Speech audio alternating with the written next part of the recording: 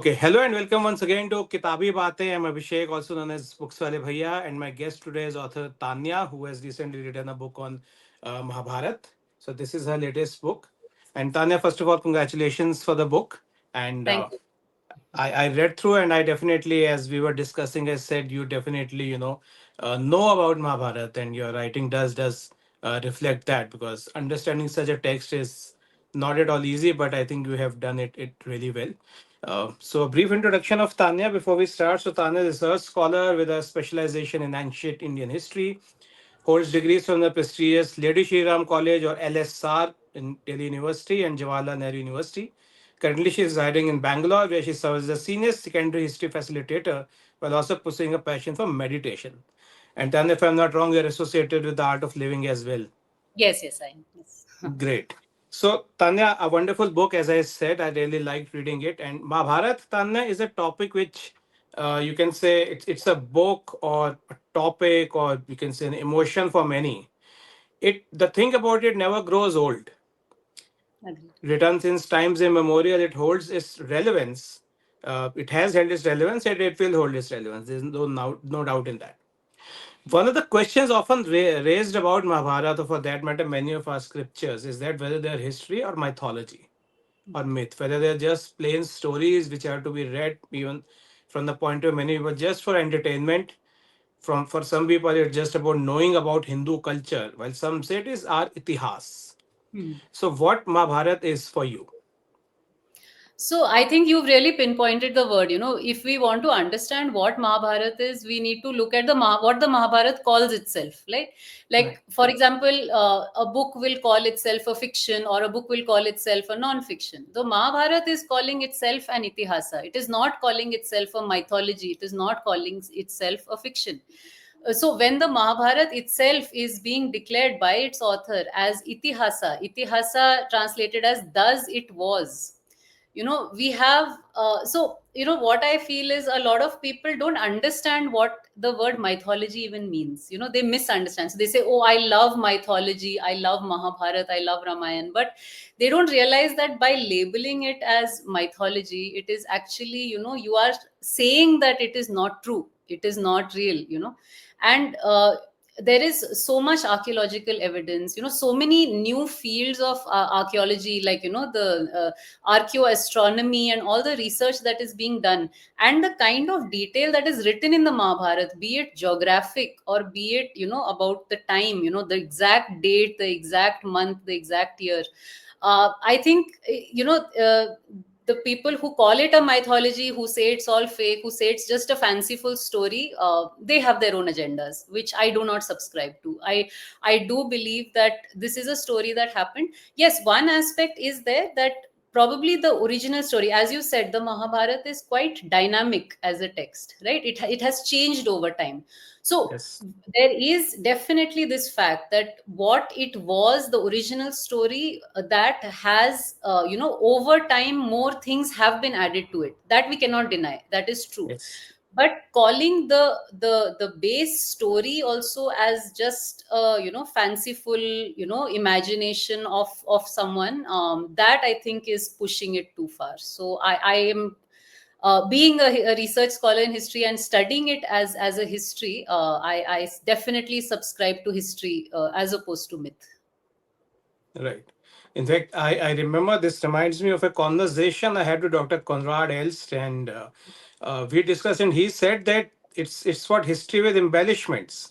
Of course, Hmm. the original stories can never be reproduced because at that time we had an oral, culture, oral transmission. There was no printing press. Of course, it's not the exactly the original story which would occur, and of course, many embellishments and lot many things might have been added to make it a book, make it a story, but to completely deny it and say it's all mythology, it's all just fictitious stuff is taking a too far-fetched position. So I yes, I think mean what, yes, yeah, sorry, just to add to that, so what is said is that the original story was Jaya, right? The original yes, story right. of victory, right? And on that, of course, building upon that, of course, now we have this, like, if you put the Mahabharata in a pile, it's like this, like nice tall pile of books. So Yes, the Parvans have expanded. That is something we cannot deny. But there are often people, when they call it mythology, then it takes away from any kind of possibility of reality, which I think Right. is a very flawed understanding. That's true. So coming to your book, Tanya, you narrated many incidents of Mahabharata, many critical incidents, but from the point of view of the key characters, it is as if what's happened in the life of the characters. So my first question about that is, do you think the characters defined Mahabharata or the Mahabharata defined these characters? I think it goes both ways, because in a way, again, the tagline of the book is as it was meant to be. So the Right. characters were what this means is basically that things happened exactly as they were meant to. So the characters were exactly where they were supposed to be when they were. There are many situations where we can imagine like a what if situation. Okay, so what if Bhishma had not renounced his kingship? What if Dhritarashtra had not been born blind? What if a lot of things, we can look. What if Kunti had not had Karn then? What if she had invoked the sun god later? So there are many what ifs which would completely change the entire story. What if Draupadi had not emerged from the fire? Right. So but it did happen in that way. At the end, at that Kurukshetra battlefield, everything just fell into place. Whoever was supposed to be on one side was on that side, whoever was supposed to be on the other side was on the other side. It is that battlefield that gave us the Bhagavad Gita. Maybe the Bhagavad Gita only would not have happened if we were not in that, if Arjuna and Krishna were not in that situation at that moment. So I feel like every character had a role to play. And Right. when we speak about that whole free will versus destiny debate, that's the point. These characters were all there, these people were all there, and they didn't know what role they were playing in making this happen. But at the end of the day, they did play a role. So I feel in that way, it's sort of it goes both ways. I think the characters do make the story, and Right. you know yeah. Right. And when we say characters make the story, so many people I've seen, they say Mahabharata is as a book of making choices, ethical choices, how your choices determine your destiny, and that's in fact the core message of Hindu religion as such, because it doesn't believe in fate as such, because it's believe in karma. But Hmm. still, it very often it appears that what the characters did they do everything on their own as per their will, or were they destined to be? I remember there was some instance in Mahabharata wherein I don't remember who, but someone asked Duryodhan that why you do this, don't you understand good and bad? Hmm. And he said that, Janami dharma nacha me pravitti, which meant that I know what is righteousness, what is dharma, but I have no intention to go there. And I know what's wrong, what's bad, but I don't have any inclination to move out from there.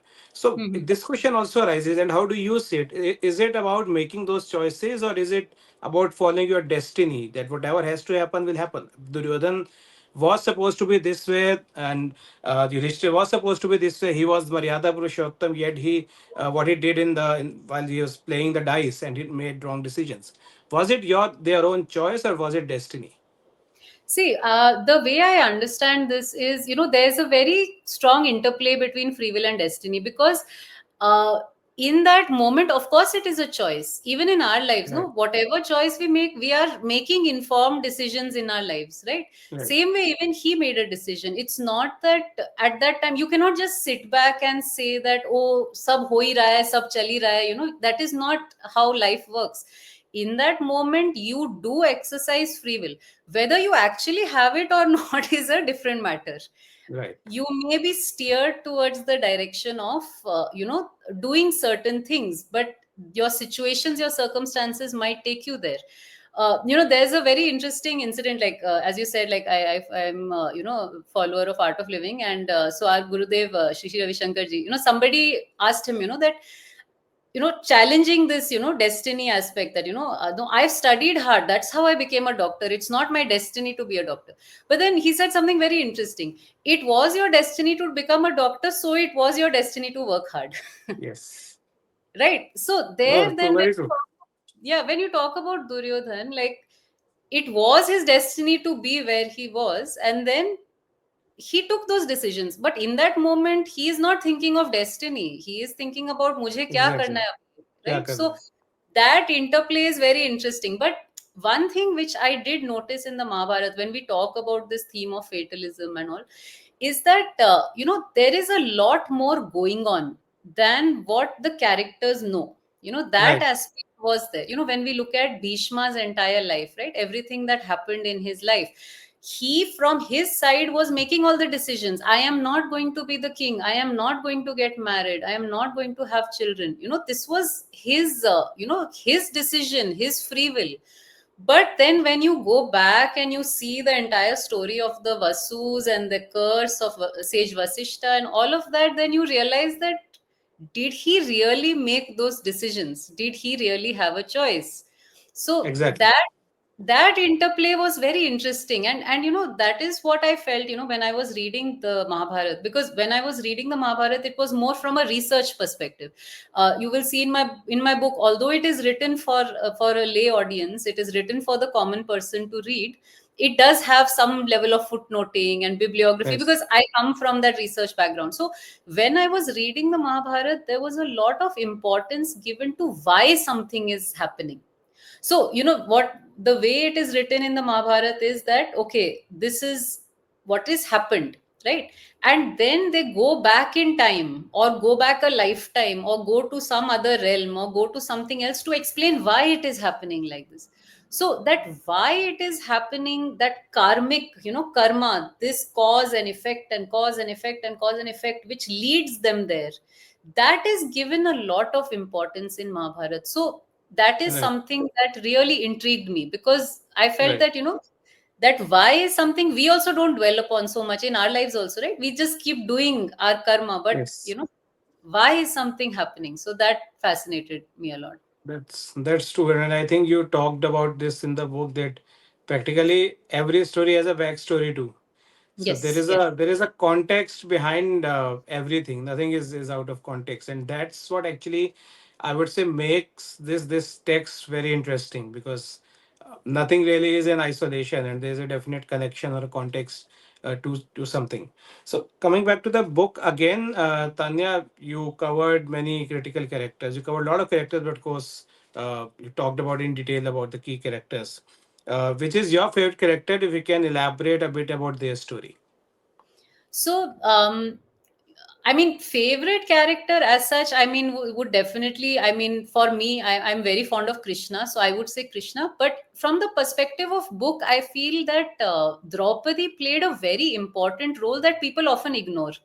Yes. Like, Draupadi, of course, everyone, there are a lot of retellings of Mahabharata through the perspective of Draupadi, and Draupadi is the key character.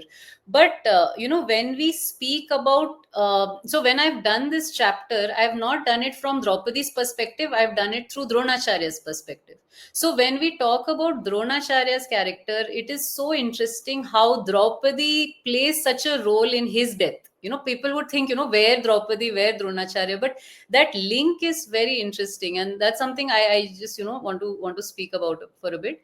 Sure. That so I mean, the story is somewhat known that Draupadi's father Drupad and Dronacharya were very close friends, Yes. and they had a major falling out, and to the extent that they were at arms, they wanted to completely destroy each other.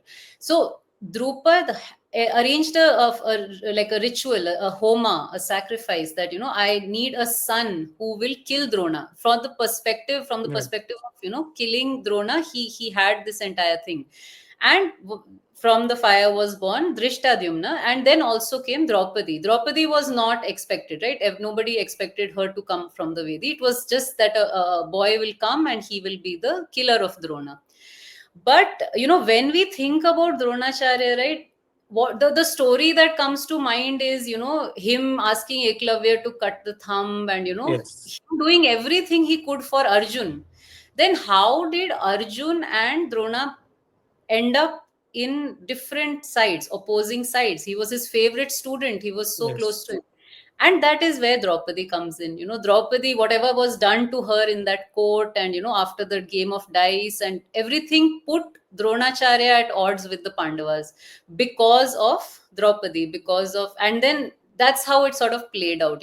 So there I feel, that connection is something that I feel is very interesting. How Draupadi, who was the unexpected, that sort of a piece in the puzzle, played the key role. The puzzle would not have been complete without her. So, Right. favorite character, of course, I am inclined to Krishna because of my own, that devotion. But when we're reading the text, the most intriguing character, I would say, the intriguing role played by a character would be Draupadi. Draupadi. Right. And there are many other characters. One of them I want to talk about is actually Vidur. Hmm. So, would you say one of the wisest men in the entire story? Would you say that he was in some sense treated unfairly when it comes to the entire Mahabharata story? So yeah, I completely agree with that. I think, and that's a very interesting dynamic, right? Where Vidura is the incarnation of Lord Dharma. There is a lot of adharm going around everywhere, and he's not really able to do much about it.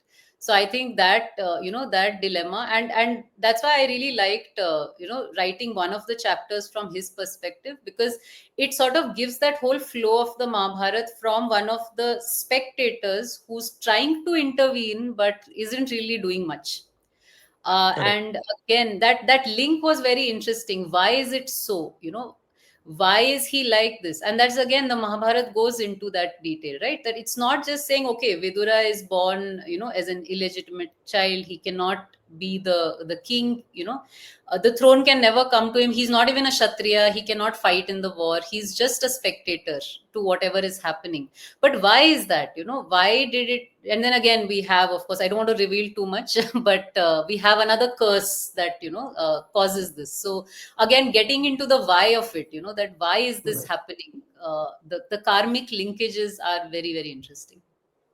That's very true. And I think in that context, one of the most intriguing characters I found, I won't say my favorite character, but was Karn. So he was like, you can say, somewhere stuck between the Pandavas and the Kauravas, as he got to know later on that how he was born, and he's actually a Pandav, so to speak. Hmm. And then he had his, he fulfilled his obligation, his duty as a friend towards Duryodhan. And Hmm. again, as you talked of destinies, what if he got to know about it earlier, situation would have been different.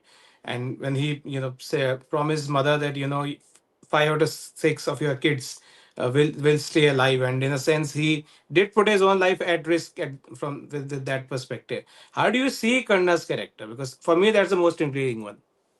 Oh, definitely. Karna's character is, I think, I think there's so much that happened in his life, again, which was against him, So then I feel that is a very interesting aspect of Mahabharata. You don't have like characters who are completely white and completely black. You don't Yes. have like completely good, completely evil. Even the characters who are considered evil have some good in them. Even the characters who are good will make lots of mistakes, will do a Awesome lot of mistakes. wrong things. So Karna Duryodhan is is the perfect example. Yudhishthira is that the perfect example. Yudhishthira is the perfect, definitely, yeah, and he's so conflicted. But Karna, coming back to Karna, I feel like at the end of the entire thing, even though he did many wrong things, he is considered as the tragic hero, right? Like where Yes. he was, you can't really label him a villain. You can't also definitely label him as a hero. So it's Right. sort of, where do you kind of see him? And I feel here, the way in which I put across Karna's story was also, an interesting thing, where this was there in the Mahabharata, where you have Narad Muni, sage Narada, visiting Yudhishthir after the war. Everything is over, the war is over, Yudhishthir has won, he's sitting on the throne, and he is so depressed. I mean, he's won the war and he's absolutely depressed, and he's depressed, of course, because of the loss of so many people. But at the end of the day, it is the death of the eldest brother, the death of Karna, which is hurting him the most. And he's saying he should be sitting here, this is not my chair, I am not the eldest son. So that whole flow of Narad Muni, sage Narada, basically convincing him, it's not your fault. So much happened in Karna's life. Why are you taking it on yourself? Yes. How are you considering yourself as the main doer of everything when actually so many things happen? And if you look at Karna's life, his birth and how his upbringing, his rejection by Drona, the curse by Parshuram, the killing of the cow, Go Hatya, like the worst thing anyone can ever do, that also happened to Karna. So that whole event, the wheel sinking, everything, it had a backstory, it had a link, that at the moment of when you need it the most, you will not remember the Brahmastra, you will not remember the main astras, that you will remember the rest of your life, but when you need it, you won't. These Correct. are horrible curses. I mean, it's like, at the end of it, you feel like, poor thing, like he's been through a lot. But then Correct. again, that's how it is, right? And that whole link, right? I also found that very interesting, which not many people know about, is that the Mahabharat war is a Deva Asura battle, right? So Yes. although Karna is a Pandava, he is being used as a tool by the Asuras. He's a Correct. Pandava. So he is. So when you say that Pandava, Kaurava, the friction that he had, there is also that bigger level Deva Asura friction that he is facing, right? Where he is linked to the Pandavas, but he is drawn to the Kauravas. He said, "These, my mother didn't care for me. These people didn't care for me. The person who gave me an identity was Duryodhana. So I will be Duryodhana. loyal to my friend." And that loyalty, that giving, these are good qualities. These are not bad qualities. He was not driven by greed that, oh, I'll be the king of Yes. Hastinapur. Let me just go to the other side. So technically, you cannot call him a villain. You cannot also technically call him a hero. So definitely, I mean, a very intriguing and one of my longest chapters. I mean, I think Yes. the Karna chapter is it. It's like it's, I think, the largest, because there's just so much karma. So much cause and effect as far Of as Karna course. is concerned. Yeah. And I think all characters, all stories are do show that human beings are way more complex than what it appears to be. And I remember one of the incidents wherein Duryodhan tells on the deathbed to Krishna that you masquerade as a god, and yet you won this war by illicit means. And Hmm. Krishna says that this is my human avatar, and I'm not a god. This is my Hmm. human avatar, and also I am not absolutely free from Hmm. the human issues. Hmm. I'm just like another human like you, so you cannot expect me to be perfect. So yeah, human mind, human actions, they are way more complex. And I think Mahabharat, one of the things I would say is that Mahabharat captures these things very beautifully. As you just mentioned it, no one is perfect. Someone who is bad is not fully bad. Someone is good is not fully good in all aspects. Another thing, would you say that Mahabharat is in that way? It's a story of continuity of human emotions. Say, for example, lust, anger, greed, and all such human frailties and all such human emotions. Practically everything. It's a continuity because it shows in abundance even in that point of time. While we associate it to with the story of the Devatas who do no wrong, but we see many issues wherein all such human frailties do appear, human emotions do appear. So, do you see this as a story of continuity of humanity? I completely do. And I think that is why a lot of people resonate also with Mahabharata. What is it Yes. that has kept it, so relevant today? See, my entire, the research, my education has been in studying the past. So this is a question that does come up, right? Why do some things survive and some things don't? Why do some things stay relevant and some things don't? So I feel that way the Mahabharat, and the Mahabharat is not just living amongst us as a text. It has been reworked in so many mediums, right? Be it dance, drama, television, movies. In so many mediums, Mahabharata has survived. Why do people keep Yes. coming back to this text? Why do people keep going back to these stories? It is because there is some connection, there is some resonance that they feel, and that I feel is the aspect of emotions, because what touches you, what stays with you is this, right? Where Correct. you can connect with certain characters, you can connect this with your life, you can connect so many things with your own story, with your own struggles, with your own with your own flaws also, I feel, to some extent. So I definitely feel that that dynamic nature of Mahabharat is owing to its its relatability, I would say. How it is so relatable to the human condition as such, and that I feel is the link. Okay, so Tane, another thing which is about the perspectives of many people on Mahabharat, which is very different from what someone like you or I may have on Mahabharat. So one is that, of course, it's that there's a wrong treatment of women. So, for example, the Draupadi thing, and there is a general perception that in Hindu scriptures or Hindu society at large, it is against women. It's against women's freedom. It's against women's dignity. How do you see that? So I feel like generalizing it is something that I don't feel is a good idea. Of course, society has both. It has all perspectives. It has all things. And again, when we generalize ancient India as a whole. So if I digress a little bit from Mahabharata and all, we know that during Vedic period there were many learned women. Women used to undergo open end ceremony Yes. also. All that changed. So we cannot label thousands of years in one way.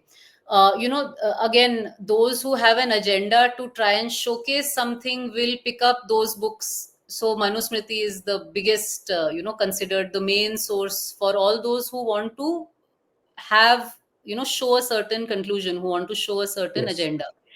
But when we talk about the Vedic age, of course, women were, and if we come back to Mahabharata, of course, what happened to Draupadi was it's inexcusable. What happened was really bad. But then when we look at Amba asked Parshuram, avatar of Vishnu, defeat Bhishma. He couldn't do it, and then Amba said, "Okay, I will do it." So Yes. that is, I mean, I don't know what is a better example of women empowerment. She's like, "Okay, the man can't do it, Right. I will do it," and she did it. I Right. mean, she did it in her way. So I don't think we can categorize based on few instances. And again, the Mahabharata reflects royalty, right? It does not reflect society as a whole. Right. The age that is being spoken of is one age. It does not reflect the ancient period as a whole. I'm not saying bad things did not happen or women had very good positions. Even now, it's not one answer, right? For women today, it can really vary from area to area, from time to time, from age to age. So to have one, very a very basic perspective is it's more complex than that, is what I feel. Right. No, of course you cannot. This is something you can't really look at it in black and white. Yeah, It is many layers to it, many. and Yeah. uh, yes. And another thing is, other than the women's issue, is against the caste or hierarchy system in the Indian society. So there are instances when it is said that so Huh. Eklavya was not treated well by Dronacharya, and he did not consider him as a student because he belonged to a lower caste. Yes. And Karna is also often referred to as a Sut Putra, which is Hmm. also has some connotation of lower caste. So there is a caste system or hierarchical system even in the times of Mahabharata, and that is in a sense that has driven the Hindu society since that time. So what's your take on that? So again, see, caste system. I agree with that also. That the way caste has been shown in the Mahabharata does show that there is some degree of rigidity. But again, to categorize caste, I feel what we should realize is that the caste system actually becoming very rigid is a more recent history. We cannot, Right. associate it with a very ancient period. And caste being an occupational category is something that exists in every society. We call Yes. it caste system in India. It has become more rigid in India because of certain malintentions of the very recent past. It is not something that has not been there. It is not something, even when we study history, when we see the travelers who came during the medieval period, they saw caste in India and said, हाँ Persia में भी same है. मतलब ऐसी बात नहीं है कि you don't have. When you look at the Roman Empire, there are proper social hierarchies, the plebs and the humiliors and the so you have all of that. I mean, you Right. have the patres and the equestrian class and all of this. So to say, of course, when we look at caste, how it evolved, what it became by the modern period was really bad, and it was it was something that it's very unfortunate that that's the phase that it took. But it's not that that's how it started out. When we look at, again, if we go back to the Vedic period, it started out fine. Of course, people took advantage of these divisions, and later on there was some corruption in there, and that I agree with. As far as Dronacharya's and Eklavya's story, as a teacher to Kshatriyas only, as a teacher to the warrior class, as teacher to kings, we cannot expect that he would have been okay with taking on a tribal. Of course, Right. Dronacharya is really looked at as the villain of the story, where we say that, how could he reject him and all. But we Right. have to understand, right? I mean, it's not, if someone is teaching kings, you cannot expect him to suddenly, of course, with the thumb cutting and all, that was really bad. I mean, I'm not justifying Dronacharya's Right. actions, but let's giving that this, that this again, this very caste based perspective, and how it was, so rigid, and using that to categorize the entire society during the Mahabharat times, I think is pushing it, and again pushing maybe an agenda which may not be so widespread. That's true. And Tanit, about the books, so what all books, like which all translations you refer to, or you refer to the original text in Sanskrit? How did you go about writing this book? So of course, I mean, I did refer to the Sanskrit. So just to give a background, that my initial research into Mahabharat was purely academic. I mean, it Okay. was not intended to write a novel. So I have done like the proper research, where I have looked at the Sanskrit. Of course, I used the Gretel resource, which is very useful, which has that line by line translation, and line by line, sorry, Sanskrit, not the translation. It Mhm. has it in Sanskrit. And of course, there are many translations that I refer to. I used Van Buitenen. I used K.M. Ganguly. I used the clay publications, all of those, to sort of piece together. I think there are very few who have covered the entire Mahabharat, who have Right. translated the entire Mahabharat, right? So I had to use multiple sources, and that is something that doing it from that academic perspective, because I was writing a research, I was doing research on karma in the Mahabharat. That was what I Okay. wanted to look at. And then that research, then I thought, okay, if I write it in the form of a novel, if I write it in the form of this kind of a book, a lot more people will read it. And Yes. looking at how much the Mahabharat focuses on karma, I felt this is something new. This is something that, it is not new. I mean, it's been there in the Mahabharat throughout time, but the way the Mahabharat is structured, we should retain that. We should be aware of that. So that, how it is so non-linear. You start at one point, then you go back. You're not in a fixed beginning to end chronology Correct. as far as Mahabharat is concerned. So I Correct. also, like that, and I stuck to that. So in my book, every chapter begins at the end. You start in the battlefield. You start in Kurukshetra. The war is happening. You know the outcome. So first you will see the death of the character. You will see the death of the main person being focused on. Then you will go back. You will journey back to understand what led them there. What Right. were the series of events. So, and that is how the Mahabharata also is structured. It's not like this is my idea or this is my way of doing it. It is going back and forth. And I felt like we should stay true to how the book was written, rather than trying to Correct. fit it into a linear sort of a framework. Right.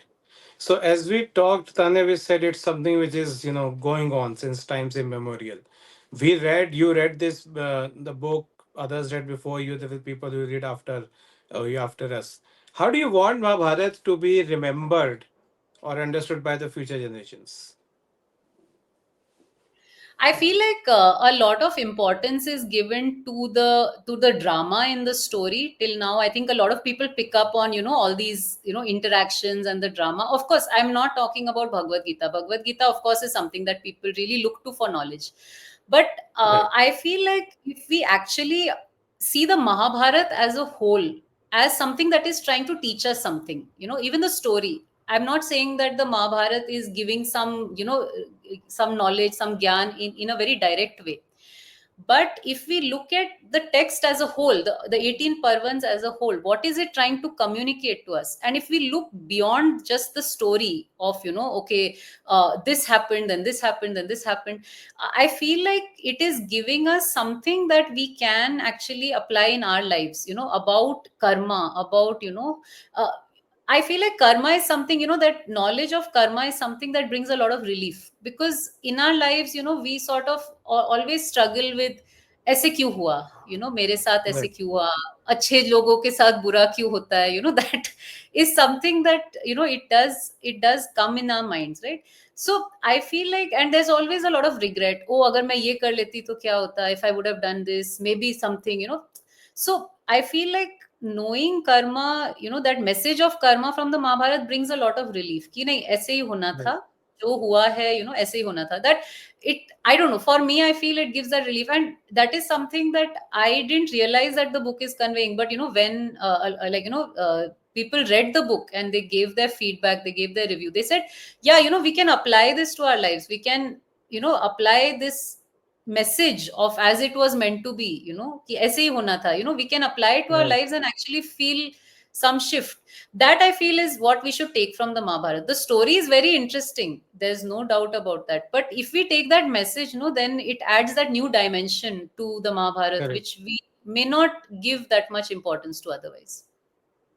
No, I think that does again shows your in-depth understanding, and this is actually a wonderful thought to end the session. But Tanya, before we end the session, just one thing I know it's a little too early to ask. So I really enjoyed reading your book. If I can ask, when can we expect your next book?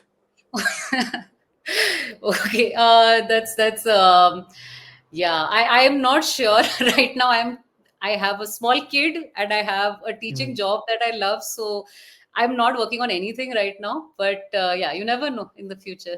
The future is still there. Great. No, I of course would be waiting. And so all those who are watching, I think this is a book everyone should read to understand the Mahabharata even better. As I said, and what I discovered, Tanya definitely understands Mahabharata quite well. She understands the essence, which is very well reflected in her writing. Tanya, congratulations once again on the book, and it was a pleasure talking to you. And I wish you all the best for all your future books. Thank you so much. Thank you for having me, and thank you so much. It's been a very nice discussion. Thank you. Thank you.